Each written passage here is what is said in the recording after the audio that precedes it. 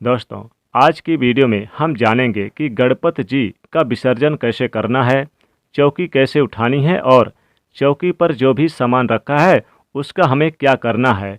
तो आज मैं आपको गणपति विसर्जन जो कि सरल विधि बताऊंगा।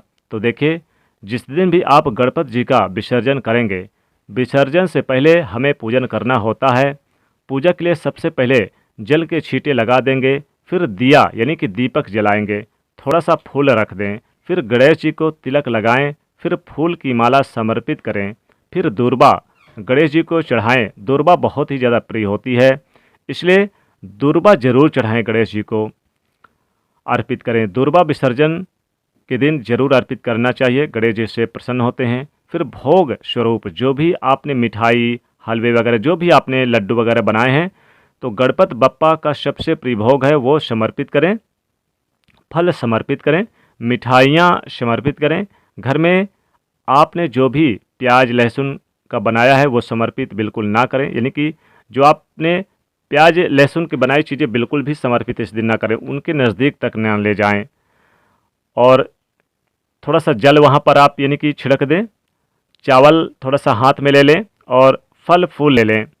गणपति बप्पा से प्रार्थना करें कि हे भगवान गणेश जी, जितने भी दिन आप हमारे घर में रहें, हमसे या हमारे परिवार से कोई भी गलती अगर हो गई है तो उस गलती को क्षमा कर देना, और अगले साल इसी तरह हंसी खुशी के साथ हमारे घर में दोबारा आना। और ये भी बोलना कि गणपति बप्पा मोरया, अगले बरस तो फिर से आ। ये क्षमा याचना इस प्रकार से करके गणपति बप्पा के चरणों में फूल और चावल छोड़ देंगे। फिर देखिए, जब भी हम किसी भी मेहमान को या फिर घर में कोई भी बाहर जाता है तो उसके साथ कुछ बांध देते हैं, खाने के लिए देते हैं, तो हमें गणपति जी को भी खाने के लिए कुछ चीज़ें बांध देनी चाहिए, उनके बगल में बांध दें। अगर आप कहीं बाहर विसर्जन कर रहे हैं, जैसे कि किसी नदी या फिर किसी नहर में विसर्जन कर रहे हैं, तो आप बांध के ज़रूर दें, यानी कि गणेश जी के बगल में ज़रूर आप कमर में बांध दें। देखिए, आप इस तरह से कोई भी रेशमी कपड़ा ले लें, उसमें आप मेवे रख सकते हैं, काजू बादाम पिस्ता, थोड़ी सी मिश्री रख लें और लड्डू भी रख लें। इसे बांध लें उसमें, यानी कि बांध दें उस कपड़े में, और गणेश जी के बगल में गणपति जी के यानी कि आप बांध दें। हाथ पर भी बांध सकते हैं, कोई दिक्कत नहीं है, बाजू कमर में भी बांध सकते हैं। जैसे ही आप नदी में या फिर नहर के पास विसर्जन करेंगे, पोटली खुल जाएगी और नदी में जो भी मछलियाँ होंगी, जो जीव जंतु होंगे, वो उनको खा लेंगे।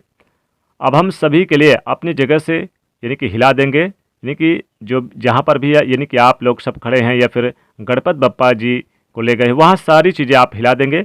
गणेश जी के कलश को, चौकी को उनकी जगह से थोड़ा थोड़ा हिला देंगे और गणेश जी की मूर्ति को भी हिला देंगे। फिर जब आप नहर यानी कि या फिर नदी में आप विसर्जन कर रहे हैं, तो फिर आप कोई भी पटरा ले लीजिएगा या चौकी ले लीजिएगा, उस पर गणेश जी को आप विराजमान करके आप नदी या नहर के पास ले जाइए।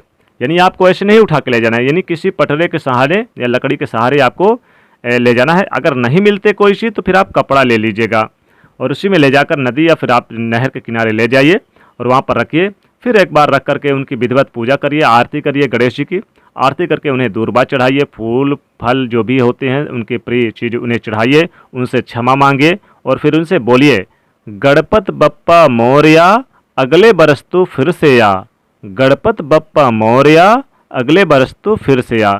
इस प्रकार से उनसे आप कहें, प्रार्थना करें और फिर से अगले बरस आने के लिए उनसे प्रार्थना करें। और फिर सारे लोग जो भी हैं उनके सामने माथा टेकें।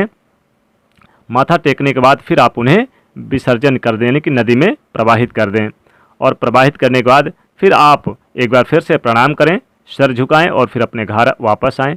अब चौकी का जो सामान, जैसे कि इसमें अगर आपने सिक्का वगैरह रख रखा है, बहुत से यानी कि फल फूल चावल के कुछ दाने हैं, तो इनको कुछ चीज़ें लेकर और अपने तिजोरी पे रख दें, तो धन संबंधित समस्याएं खत्म हो जाएंगी। व्यापार के क्षेत्र में रख दें तो लाभ होगा। बाकी नारियल वगैरह, नारियल तो आपको फोड़कर यानी कि प्रसाद के रूप में सबको खा भी जाना है या फिर आप नदी में विसर्जित भी कर सकते हैं। और बाकी फल फूल जो भी बचे हैं यानी कि फूल वगैरह, उसे भी आप नदी में विसर्जित कर दें। चावल वगैरह जो भी बचा है उसे आप विसर्जित कर दें। और अगर चावल ज़्यादा है तो आप इसका खीर भी बना सकते हैं। खीर बना के पूरे घर परिवार के साथ आप यानी कि प्रसाद के रूप में खाइए। और फूल वगैरह यानी कि आप विसर्जित कर दें। आपके पास जो फल है उस फल को सबको आपके घर परिवार में सभी लोग मिलकर प्रसाद के रूप में ग्रहण करें।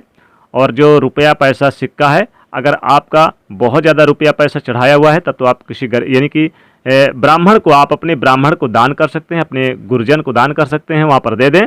या फिर आपके पास ज़्यादा नहीं है, जैसे कि 1 रुपये का सिक्का तो ज़रूर उठाकर धन के स्थान पर रख दें, बाकी चीज़ें किसी ब्राह्मण को दे दें। तो इस प्रकार से आपको यानी कि विसर्जन के समय इन बातों का विशेष रूप से ध्यान रखना है।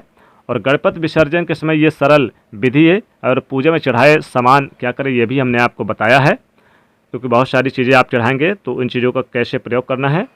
दोस्तों, वीडियो पसंद आए तो वीडियो को लाइक कर दीजिएगा और इसे शेयर कर दीजिएगा। चैनल पर आए हैं पहली बार तो सब्सक्राइब कर लीजिएगा और बेल आइकन को प्रेस जरूर करिएगा। कमेंट में लिखिएगा जय गणेश जी। गणपति बप्पा मोरया, अगले बरस तो फिर से या।